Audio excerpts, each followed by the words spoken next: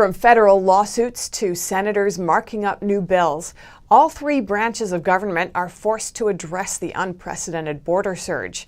Vice President Harris is set to visit the Northern Triangle, but she hasn't scheduled a trip to the border. NTD's Melina Wisecup has more details on the White House and Capitol Hill's reaction to the crisis. Vice President Harris, who is appointed to lead the response to the migrant surge, laid out a framework to handle the root causes of migration. According to Harris, those root causes are drought, food scarcity, and extreme poverty. How I see it is that for us to be effective in that region, among the work that we can do together, we have to give people a sense of hope. And how to deliver that hope. Harris says she wants the U.S. to use its resources, potentially $4 billion in aid, to send to Guatemala, El Salvador, and Honduras. But two Democratic senators from Arizona tell the Biden administration this is not enough. Senators Mark Kelly and Kyrsten Sinema sent a letter to Biden asking for reimbursement for their state having to send hundreds of National Guard troops to the border. They say their resources are strained. To address this, Democratic Senator Sinema, joined by Republican Senator John Cornyn, introduced the Bipartisan Border Solutions Act. It would create more processing centers, require the DHS to notify border cities before releasing migrants, and speed up asylum processing. Two Republican representatives introduced a similar bill to the House. And just this week, House Democrats passed another immigration bill called the Access to Counsel Bill. This would mean that immigrants who are subject to a second inspection at U.S. ports would have easier access consulting with an attorney. But some are concerned that this may prolong the border chaos. We already have more than 1 million cases backlogged in our immigration courts. And the backlogs themselves become incentives for people to try to game the law. If you know that you're not going to get a court hearing for several years and that you're going to be allowed to remain in the United States in the interim, that works in your favor. He says it also creates an incentive for immigrants to file cases without merit. There are also some House Republicans concerned with the lack of pandemic safety protocols. 20% were COVID positive when they received them. 20% of everybody they had. 5% tested positive after they got there. So 25% of everyone they had was COVID positive. So that's a really good representative sample of what's coming across the border. These are young, otherwise healthy young people, so they're not portraying symptoms, but they're carrying the virus. This group of Texas Republicans is calling on Biden and Harris to go see the situation at the border with their own eyes. Melina Wisecup, NTD News. And the Texas Attorney General has filed another lawsuit against Biden for not enforcing stricter virus protocols at the border. The lawsuit says Biden's actions are unlawful and endanger the public health of Texas and the United States. It also says the lack of virus restrictions at the border will slow the economic recovery for their state and the nation. And Senate Republicans' infrastructure proposal costs less than half of Biden's $2 trillion plan.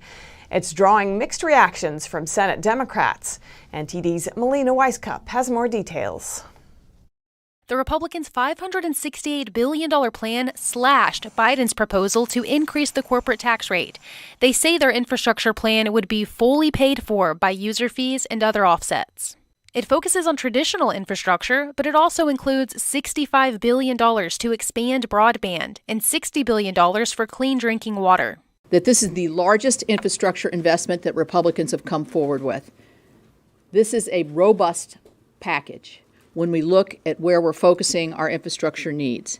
The White House acknowledges the significantly smaller proposal as a good starting point for negotiation talks. We're looking forward to reviewing the details of the proposal. We would expect the next steps would be a full briefing and conversations on a staff level that will continue over the coming days. But the GOP infrastructure plan met with mixed reactions from Senate Democrats. Some virtually scoffing at it, saying it's way too small. Others are applauding the proposal as a good starting point.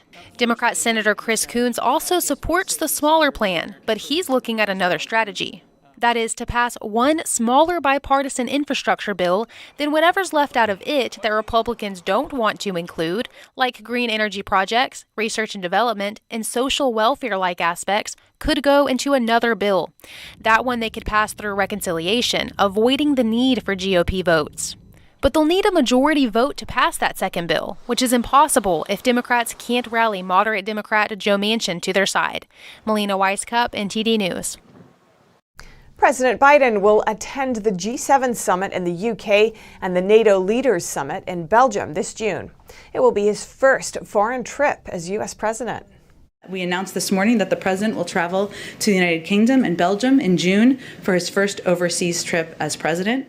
According to the White House, President Biden will attend the G7 summit in Cornwall, UK, from June 11th to 13th. Then he'll travel to Belgium for a NATO summit on June 14th. While in Brussels, Biden will also participate in the U.S.-EU summit. This trip will highlight his commitment to restoring our alliances, to revitalizing the transatlantic relationship, and working in close cooperation with our allies and multilateral partners to address global challenges and better secure America's interests. Biden's trip comes at a time when global leaders are still struggling with the CCP virus pandemic and economic recovery. At the same time, the U.S. and its allies are facing some common security challenges.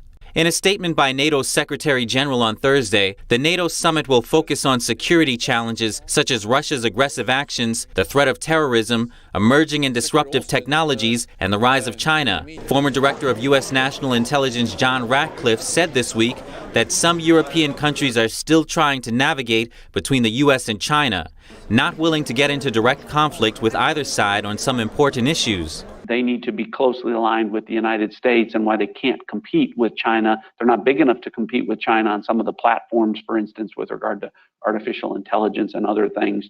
And so those are partnerships that have to get better, and we need to work more closely as we address the threats around the world. Experts see this trip as a test of Biden's ability to work with allies and meet the challenges China and Russia pose. Thank you very much, Mr. Senate Democrats on Thursday blocked a proposed amendment to a bill. It would have stopped colleges that are found to discriminate against Asian Americans in recruitment or admissions from getting funding. NTD's Lynn Lin has that story. U.S. colleges will not be penalized financially if they discriminate against Asian Americans, at least not under a proposed bill amendment that failed to pass the Senate Thursday. Every Senate Democrat voted against the amendment. Republican Senator Ted Cruz and Senator John Kennedy issued a statement saying, despite their calls to end racism, it is clear Democrats are only paying lip service to fighting discrimination against Asian Americans and will allow targeted discrimination against them to continue at America's universities and colleges. This amendment was proposed as an addition to the COVID-19 Hate Crimes Act, also known as the Anti-Asian Hate Crimes Bill. The Senate passed that bill in a 94-1 vote on the same day. Senator Josh Hawley was the lone no vote. He explained on Twitter he's worried it turns the federal government into the speech police, gives government sweeping authority to decide what counts as offensive speech and then monitor it. The Justice Department in October last year sued Yale over alleged race discrimination in its admissions, but it dropped the case in February under the new administration. After 2 years investigating, the department found that Yale rejects scores of Asian American and white applicants each year based on their race. Lynn Lin, NTD News. And Democratic Senator Mazie Hirono called the now-defeated amendment a transparent and cynical attack on diversity policies in higher education. She noted that racial discrimination is already prohibited by law. And moderate Democrat Senator Joe Manchin says he'll endorse moderate Republican Senator Lisa Murkowski. Both have played key roles in Senate votes since they've each shown they aren't afraid to vote against their party line. Senator Joe Manchin from West Virginia told Politico he'd support Alaska Senator Lisa Murkowski in a heartbeat. Murkowski, a moderate Republican, is up for re-election in 2022 and may face challenges in the primary. She voted to convict former President Trump in his impeachment, and in the past she voted against Trump's plan to repeal the Affordable Care Act. Moderate Democrat Manchin says he supports her for bringing both sides together and trying to look for the best interest. Like Murkowski, Manchin faces backlash from his party for voting against Democrat priorities. He voted against the $15 minimum wage, D.C. statehood, and he opposes ending the filibuster. 10 states are suing President Biden for an executive order he signed in January to help address the climate crisis. They say it sacrifices American jobs and burdens the public.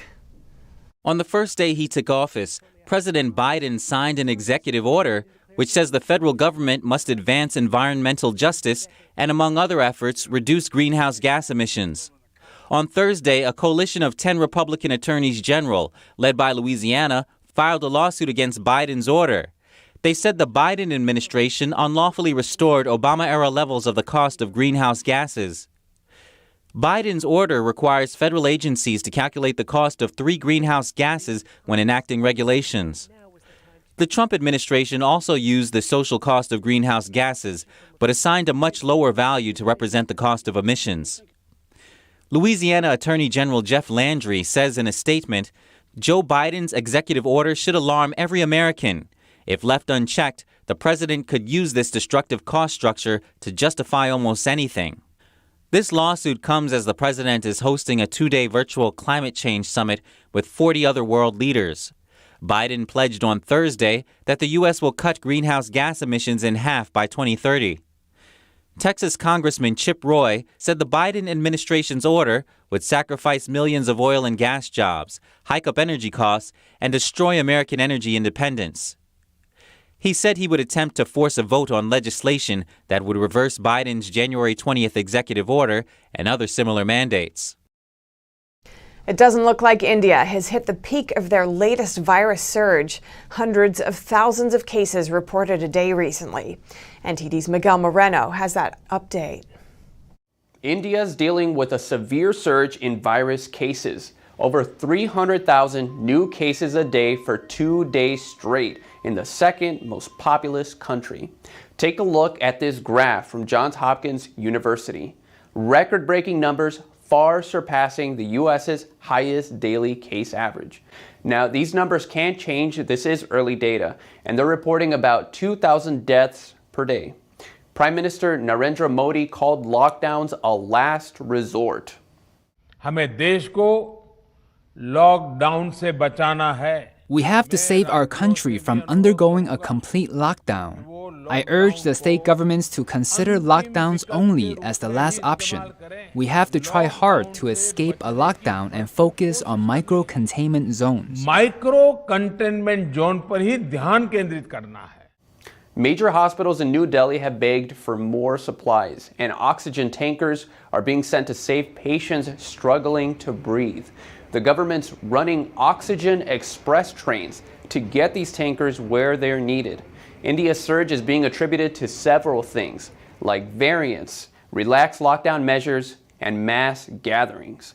Now, in Louisiana, demand for vaccine is low. So low, the state has cut down the amount they get from the federal government. The state's health officer says they're trying to do everything they can to get people vaccinated. We're going into another phase now where we need to be targeting Louisianans who have been waiting and seeing what's going to happen. They might have questions. They might intend to get vaccinated, just don't happen to feel that urgency at this moment. Almost a quarter of Louisianans have been vaccinated. Mississippi's also asking for smaller shipments from the federal government. Steph, back to you. Thanks, Miguel. And health advisors voted to end the pause on Johnson & Johnson's vaccine, giving it a pass. Now the CDC and FDA have to weigh in and take it from there. It's unclear when that will happen, but the CDC director has promised to act swiftly. And the National Institute of Health is flagging over 500 federally funded scientists that may have concerning ties with foreign regimes. An official tells senators the biggest concern is that scientists are hiding additional funding they receive from foreign actors. NTD's Allison Lee has the details.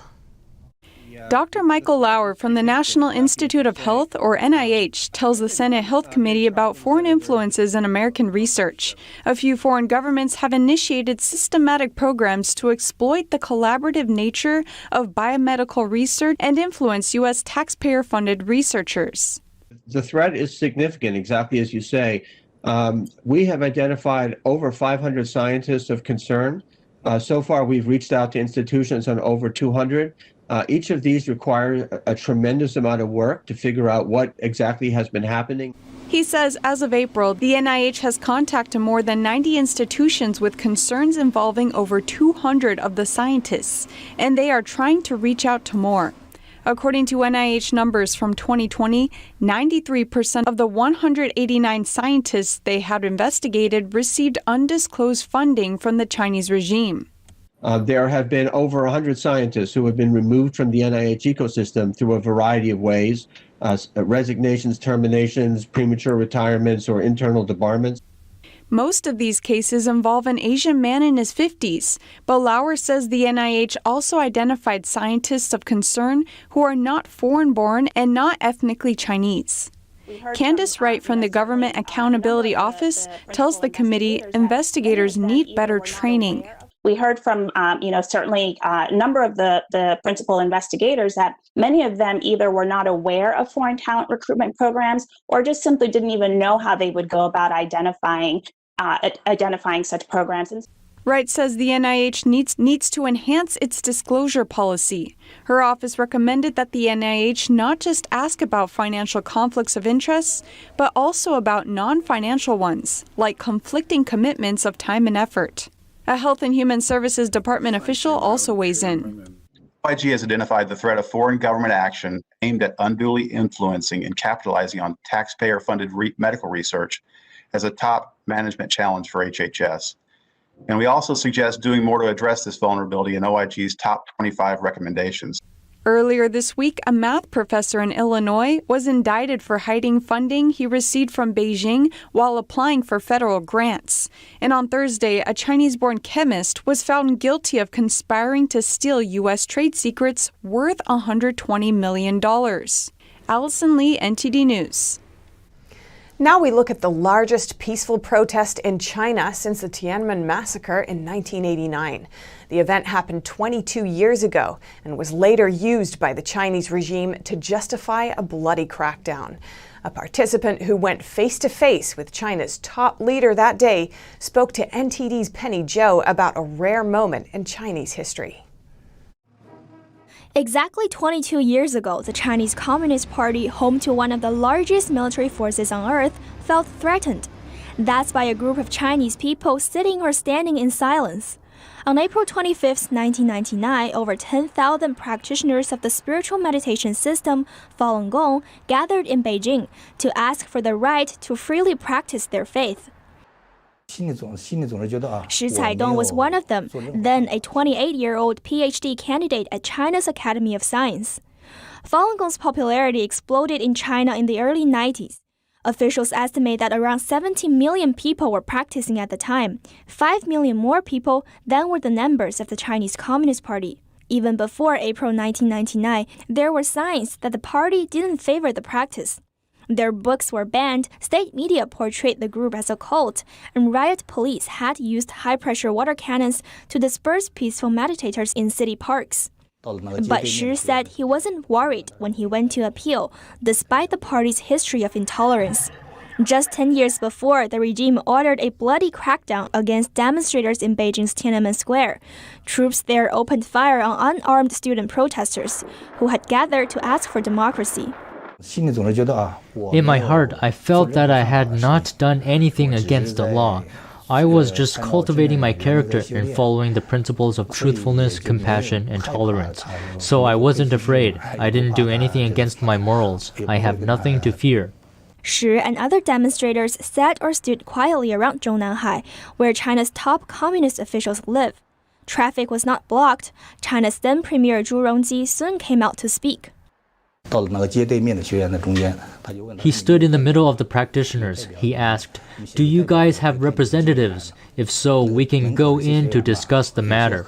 Many of the practitioners there came from rural areas. They had never seen such a high-ranking official in their lives. So they didn't know what to say, nor did they dare to say anything. So I just said, "Premier Zhu, can I go with you?" 3 of them went in a manner that may seem unimaginable in today's China. The Communist Party officials spoke with the people. They ordered the release of some arrested practitioners. The group in Beijing quietly left after hearing the news. But the goodwill didn't last long. The same night, the Public Security Bureau came to my research center to investigate. They dug out every single piece of information about me. 2 months later, the Chinese Communist Party launched a nationwide mass arrest of Falun Gong practitioners. They used the April gathering as their main justification. State media claimed the demonstrators had surrounded and attacked the government compound, even though in reality zero violence occurred. Shi was later sent to a re-education camp. Inside, police tortured him and forced him to renounce the practice. He fled to the U.S. in 2002. Many were less lucky. The practice has suffered more than 3,000 confirmed deaths by state-sponsored torture and abuse. Though the April 25th appeal didn't prevent further persecution, Shi says it let the world see there are still people willing to speak out, despite the Chinese regime's past atrocities. Demonstrators gathered at China's leadership compound on Sunday in the largest demonstration in Beijing in a decade. The peaceful protest by devotees of Falun Gong was... People will see not all Chinese are communists.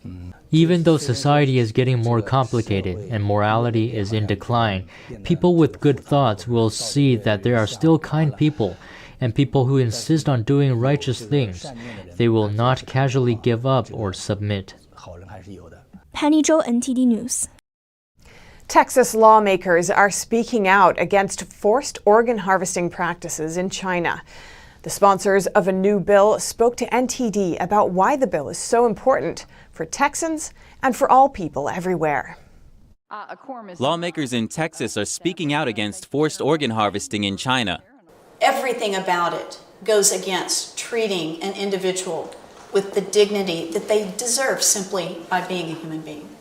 And that's an atrocity. That's a human rights violation that no nation should turn a blind eye to. State Senators Angela Paxton, Donna Campbell, and 10 other Republican and Democrat state senators sponsored a bill in January called Condemning China's Practice of Involuntary Organ Harvesting. For the better part of 2 decades, the Chinese Communist regime has been forcefully harvesting organs from prisoners of conscience. That's according to an independent tribunal. The regime specifically targeted adherents of the spiritual group Falun Dafa. Paxton says the bill matters to Texans in 2 ways. First, it raises awareness. Many things like this, people just don't speak up about, and so people will just think, oh, that's just a rumor, I just heard that. And we want to go on record as saying, no, this is happening, and we condemn it. And second, the bill encourages the medical community to warn Texans about the risks of traveling to China for organ transplants. Some Americans partake in organ tourism, traveling to China for transplants because organs are so readily available there. So hopefully this resolution will say to the medical community, tell your patients this is wrong. Because I think patients unknowingly become a partner with the murdering of innocent people. Supporters of the bill hope this resolution will spread the word and ultimately pressure the regime to shut it down. There needs to be a global outcry that this is wrong. Nations need to sanction China for this kind of behavior. The bill was unanimously passed in the Senate and is making its way to the House floor before landing on the governor's desk. Up next, New York's subway stops using certain cameras for one of its train lines. They found the camera's origins were a major security risk. And protesters gathered at Central Park Thursday night, and it did not end peacefully. That and more on NTD News.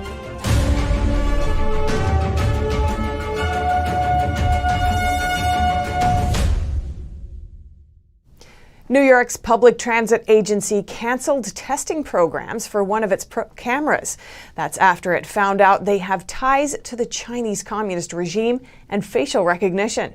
NTD's Don Tran has the details. Back in 2017, a Chinese company was given over $300,000 to make New York City's subway system better. But after the MTA ended the testing program for one of its cameras, it now seems the agency doesn't want anything to do with the company anymore. The new cameras were part of a years-long effort by the Metropolitan Transportation Authority, or MTA, to improve security and put more eyes underground. They began monitoring passengers on the G-Line train last Thursday and were set to be there for a year to see how it worked. But officials have now retired the new tech. The company that produced the cameras is Suzhou Huaqi and was acquired by B Railway Transportation Technology. B Railway Transportation Technology is a Chinese company that has ties to its government. It listed facial recognition technology among its specialties in a 2019 report. While sources say the company does have a connection to facial recognition technology, the MTA's chairman says that facial recognition was not used in any of the subway system security cameras. Don Tran, NTD News, New York. Protesters at Central Park damaged a national monument last night. NTD's Jason Perry has the details. Protesters gathered at Central Park on Thursday night, and as you can see, the main monument was damaged with red paint and graffiti. 6 people were arrested for assault and damage to public property. NYPD tweeted that they support peaceful protest, but vandalism is not part of a peaceful protest. Workers are now trying to clean up the damage. You know, why would somebody do something like that? You know what I mean? It's a disgrace to the New York City people. It's kind of inhumane to just destroy art. You know, it's bad. It's just the direction our country's heading. It's really unfortunate. The police say the protesters also spray painted the back of a bus and vandalized the outside of a restaurant. It's unclear what they were protesting. Some carried Black Lives Matter banners and others carried rainbow flags. One gentleman who cleans graffiti for a living offered to help clean the monument. I asked him when he thought it would be restored. Today. Guaranteed today. The USS Maine National Monument was dedicated in 1913 in honor of 260 American sailors of the USS Maine, which exploded and sank near Havana, Cuba. Jason Perry, NTD News. Coming up, California's public universities are planning to make COVID-19 vaccines mandatory this fall for students, faculty, and staff returning to campus. And California's Scenic Highway 1 reopened today after a landslide closed a portion of it earlier this year. More in just a moment here on NTD News.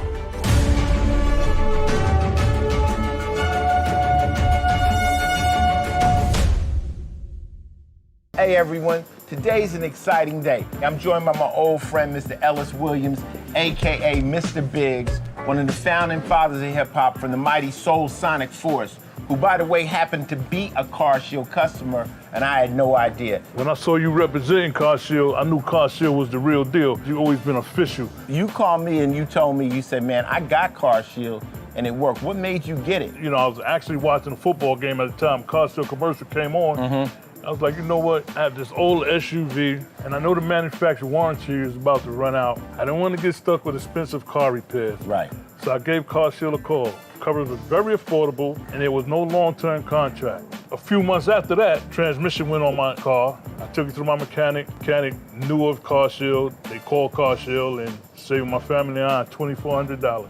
CarShield is America's #1 auto protection company. Their administrators have paid out over $1 billion in claims and cover most vehicles from 5,000 to 150,000 miles. When I bought my used car, I didn't expect any problems right away. But when it broke down, I'm glad I had CarShield. CarShield saved me over $4,000 and followed through with their commitment. Thank you, CarShield. I've been a CarShield customer for close to 7 years, had 3 vehicles covered, and they saved me close to $9,000. With coverage through CarShield's administrators, you'll receive 24/7 roadside assistance, courtesy towing, rental reimbursement at no additional charge. Plus, with CarShield's nationwide coverage network, you can choose the mechanic or dealership of your choice no matter where you are. If you're driving without a warranty, you have to call CarShield. Yeah, you do.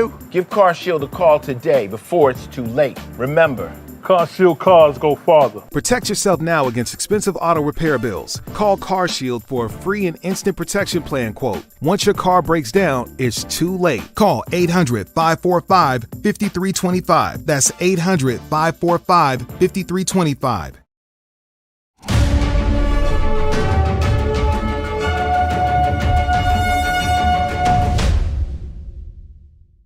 California's public universities may start requiring COVID-19 vaccines this fall.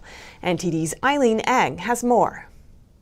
Yesterday, the University of California and California State University announced they may require students, faculty, and staff to get COVID-19 vaccines for this fall. They aim to resume in-person learning by making the vaccine mandatory across all 10 UC colleges and 23 CSU campuses. Students will need to update their immunization documentation to return to campus. Exemptions are allowed for those with medical or religious reasons, but special precautions may be required. Those approved for exemption will need to be tested regularly. The university systems will finalize the details and describe how it will all be implemented later. Right now, they strongly recommend people on campuses to be vaccinated as soon as possible. Stanford also announced yesterday that it plans to require all students to be vaccinated by fall due to crowded living conditions in student housing. Eileen Ang, NTD News, California. Californians have begun responding to Tuesday's guilty verdict against Derek Chauvin. While officials look at it as an opportunity to overhaul the police system, one victim of gun violence remains skeptical. California officials are moving for racial changes in policing. One California representative is co-authoring the George Floyd Justice in Policing Act. We examine it, but what's most important to me is that police officers have to be held accountable. And qualified immunity and Section 242, which is lowering the standard to prosecute officers, which is why they're so rarely prosecuted, those are real key components to the bill. The bill says it will establish a framework to prevent and remedy racial profiling by law enforcement at the federal, state, and local levels. San Francisco's chief of police said reform would come to their department despite officers' varying outlooks on Tuesday's verdict. Well, it's a difficult time in policing, and I can't tell you that every officer is on board. I would like to tell you that, but I can't tell you that. What I can tell you is that, by and large, in this department, our officers understand what we have to do. San Francisco police no longer respond to non-criminal calls. When asked about high police interaction with non-white individuals, Scott said police have to look at themselves. But we have a long, long way to go because it's still way out of whack. And we have to acknowledge that. And we can't make excuses. We can't blame. We can't rationalize it away. We have to own it. But one California mother whose son was a victim of a hate crime says blame is a driving factor in policy. They need to change the way they look at hate crimes when it's brown and black and black and brown, because white people are not the only race with hate in it. And I know that for a fact. I'm living it. Jessica Cord's son was shot to death. She said the shooters texted that they killed her son because he was black, but the non-white shooters were not charged with a hate crime. You got to pursue and prosecute hate crimes on black and brown the same way you do if it's a white person involved. Had my son been murdered by all white people, everybody would have been all out in the streets. Black Lives Matter would have been all in. Cord added that Black Lives Matter does not care about black lives unless there is money involved. And I feel like that unless it's a white person, the justice system does not seek hate crimes on them. At the same time as pushing for police reform, California is moving to reduce prison sentences for inmates convicted of violent gun crime. Today, California's Scenic Highway 1 reopened after a winter storm created a mudslide, blocking a portion of the highway. Here's more from NTD's David Lamb. This is a scenic piece of California, Highway 1. 3 months ago, a portion of the freeway broke off into the ocean. Today, drivers can finally get back on the road. It took about almost a month just to actually get the road open for 2 lanes for the trucks to run the dirt. The engineer said he worked 7 days a week for the past 86 days. About 80% of the crew did the same. Our team on the Chavez side of the construction was probably about 20 guys on the lower side and 20 truck drivers. Much of the damage is from the Dolan fire last August. The area collapsed after a winter storm in January and created a 150-foot chasm. We're going to put the big 10-foot culvert at the bottom here and drill it under the fill. And we feel that this design will be the repair that lasts for the next 100 years. California's governor and officials all thanked the workers for their dedication. Most of the officials said the mudslide was due to climate change. The hots are getting hotter, the dries are getting drier, and the wets are getting wetter. Although the freeway is now reopened, off-road construction is expected to continue into late summer or early fall. 2, 1. David Lamb, NTD News, California. Walk into any kindergarten and you'll find out just how much little girls like princesses. But why the fascination? NTD's Sapphire Quarter tells us more. It's National Princess Week and people are celebrating across the kingdom. In an age where there isn't much royalty left, why are little girls still drawn to princesses? We asked a real-life princess to find out and went to a magical kingdom. Bianca Jasmine makes little girls' dreams come true by showing up to their birthday dressed as their favorite princess. She says it feels amazing when the children first realize there's a princess in their midst. Just in that short space of time, I can give them some type of hope and joy and excitement. You know, it's an amazing feeling every single time I do it. It'll never get old. She says many are inspired to become like princesses. I think it gives them the opportunity to dream and explore and play dress up. She says many are inspired to become like princesses. Dressing up can be a very formative experience. The co-owner of Let's Dress Up says that's because children take on the behavior of whatever costume they wear. When they wear princess attire, parents can't believe how polite their kids are when they sit down for tea. But the children will insist that they're not pretending. They really are princesses. Very few girls ever asked to dress as someone evil. I think there's an expectation of good from a princess. And I think they like it, especially in this world, that they can expect a princess to be good. And people often take their love of princesses and dressing up with them, even as adults. How many women love to dress up? It's just I think it's part of life. And I think the mothers who come in here also experience the joy. There's just something magical about dressing up. Sapphire Quarter, NTD News, New York. In Washington, D.C., several museums and the National Zoo are set to reopen in May. That's according to the Smithsonian Institution. Starting from May 5th, 7 Smithsonian museums and the National Zoo will reopen in waves, including the Museum of American History and the National Portrait Gallery. All visitors will need to have free timed entry passes. Passes can be reserved online or by phone up to 30 days in advance. Visitors can book up to 6 passes. Masks will be required at all times. Most museums will be operating with reduced hours.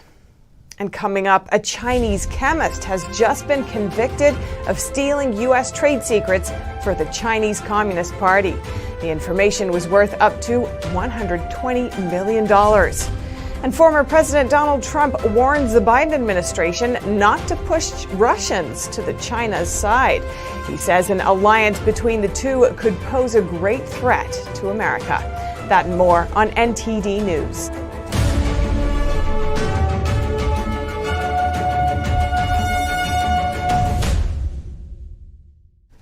The newest case of Beijing-funded trade secret theft. A Chinese-born chemist is found guilty of conspiring to steal trade secrets worth over $1 million from U.S. companies, including Coca-Cola. NTD's Tiffany Meyer has the details. A Chinese chemist has just been convicted of stealing U.S. trade secrets for the Chinese Communist Party, or CCP. As per the Justice Department's press release, the stolen secrets amount to nearly $120 million. The chemist stole from a number of American companies, including Coca-Cola. The Justice Department says the Chinese regime is rewarding the theft of U.S. trade secrets. Yo Xiaorong was found guilty by a U.S. federal court on Thursday, following a 12-day trial. The court concluded that the intent behind the theft was to benefit the Chinese Communist Party. Photographs of her were not released. The stolen trade secrets relate to the chemical formula known as bisphenol A-free, or BPA-free. Until recently, BPA was used to coat the inside of beverage cans to help minimize flavor loss. The formula cost close to $120 million to develop. She had stolen the formula back when she worked for Coca-Cola and other chemical companies. As an employee, she was directly involved with research and development of BPA technology. She handed the information over to Chinese companies, which then adopted the technology in their own manufacturing. Liu Xiaorong is a naturalized U.S. citizen born in China. She received her PhD in polymer science and engineering at Lehigh University in Pennsylvania. She is scheduled for sentencing this November. Electric car maker Tesla is releasing data on a car accident involving one of its vehicles. The move follows an incident at the Shanghai Auto Show. On the first day of the Shanghai Auto Show, a Tesla owner made a scene by climbing on top of a Tesla Model 3. She voiced a loud protest about the company, accusing it of quality control issues. While atop the car, she repeatedly shouted, "Tesla's brakes don't work." The woman was in a recent car accident, something she blames on an alleged Tesla brake failure. But the company is raising objection. Tesla released data on Thursday from 30 minutes before the collision. It came in response to requirements from Chinese regulators. The data shows the vehicle was driving at nearly 70 miles an hour when the driver first pressed the brake pedal, and right before the collision, the speed dropped to 30 miles an hour.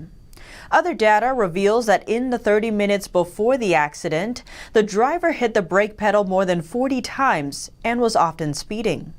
But the Tesla owner's husband, Mr. Li, is calling the data release a violation of privacy and consumer rights. He says Tesla's decision to reveal the car's records is unacceptable. The incident has fueled some resistance towards the automaker. One video captures a parking lot guard refusing to admit a Tesla and its owner into the lot. The man is heard claiming the cars have problems with their braking systems. Some speculate the incident was a staged attack on the company. U.S.-based broadcaster Radio Free Asia interviewed a private car owner named Mr. Wang from southern China. He said Tesla's product quality and sales models have become a threat to China's domestic auto market and its shareholders. As a result, he suspects the incident was orchestrated to defame the company. Is Russia an ally or an enemy of Beijing? The U.S. has a growing strategic interest in this question. An analyst dissects the issue for us. NTD's Penny Zhou has the details. In a recent interview with Fox News, former President Donald Trump said the U.S. should try to get along with Russia instead of forcing Russia to partner up with Communist China.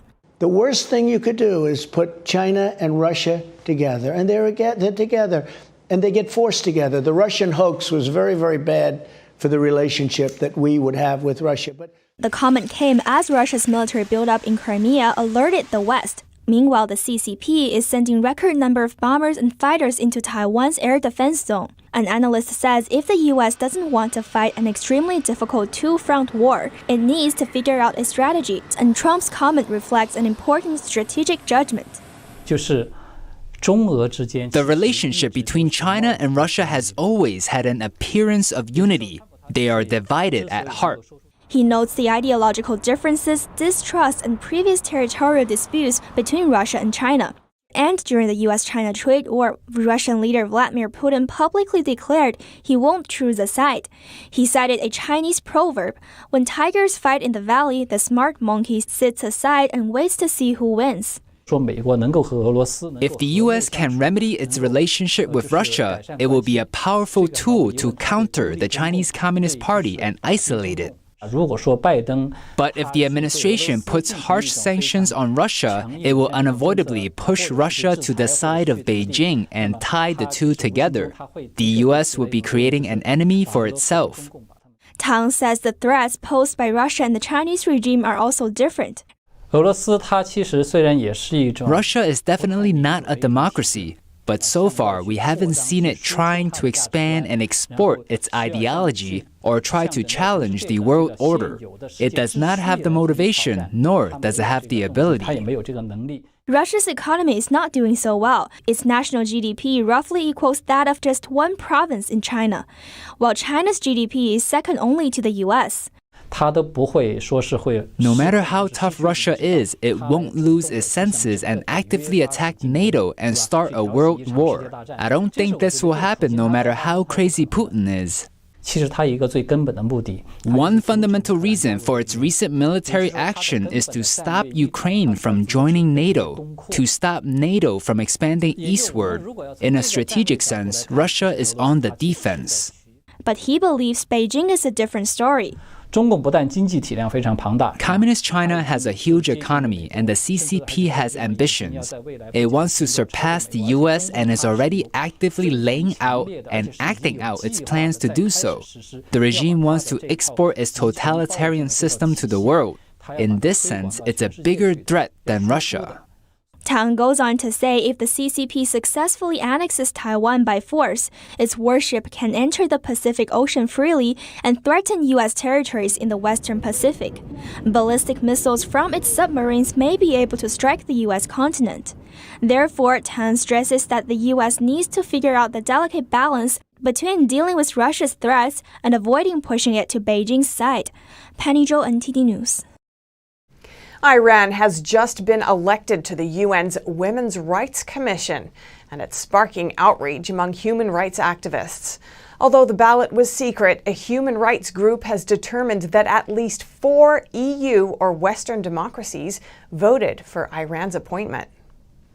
The Islamic Republic of Iran, which has one of the worst women's rights records in the world, has just been appointed to the UN's Women's Rights Commission, officially named the Commission on the Status of Women. Having obtained the necessary majority, I declare elected Japan, Lebanon, Pakistan, China, Iran, to the Commission on the Status of Women for a 4-year term beginning. The UN describes the Commission as the principal global intergovernmental body exclusively dedicated to the promotion of gender equality and the empowerment of women. But the election has left many human rights groups and activists astonished and outraged. The executive director of UN Watch, a Geneva-based human rights group, responded with this. Electing the Republic of Iran to protect women's rights is like making an arsonist into the town fire chief. It's absurd and morally reprehensible. One Iranian women's rights activist called the news surreal. All the laws of the Islamic Republic are anti-women. As a woman, I am not allowed to ride a bicycle. I'm not allowed to travel abroad without getting permission from my husband. I'm not allowed to dance. I'm not allowed to enter a stadium. I'm not allowed to be a judge. I'm not allowed to be a president. I'm not even allowed to sing solo. Kylie Moore Gilbert, an Australian academic held hostage in Iran for 804 days, listed the numerous ways the Iranian regime oppresses women, such as sending them to prison for not wearing a hijab. She asks, why then did the UN name one of the world's worst oppressors of women as a world judge and guardian of gender equality and the empowerment of women? Iran's election to the Women's Rights Commission adds another tick mark to the list of dubious things the UN has done lately that some say undermine its credibility. The UN has faced heavy criticism for placing some of the world's most prolific human rights abusers on its Human Rights Council, such as China, Cuba, and Venezuela. The UN also came under fire after being exposed for giving the names of Chinese dissidents and human rights activists to the Chinese Communist regime, and then going after the whistleblower who exposed the scandal. The UN Watch is calling on U.S. Ambassador Linda Thomas-Greenfield to condemn the UN's election of Iran, and it's calling on lawmakers worldwide to demand their governments reveal how they voted. Coming up, restoration work is done in Versailles' Royal Chapel. We showcase one of the most beautiful buildings of the castle, designed by Louis XIV. More in just a moment on NTD News.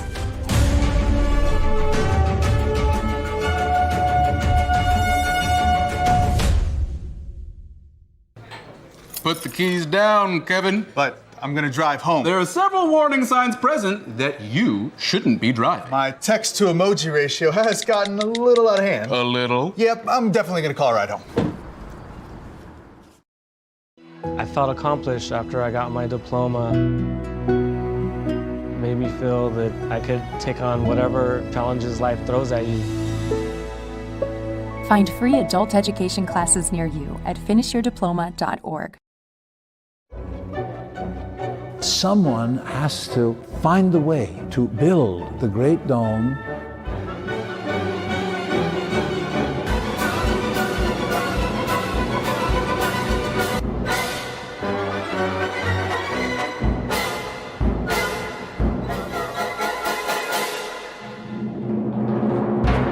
Completely new, completely original.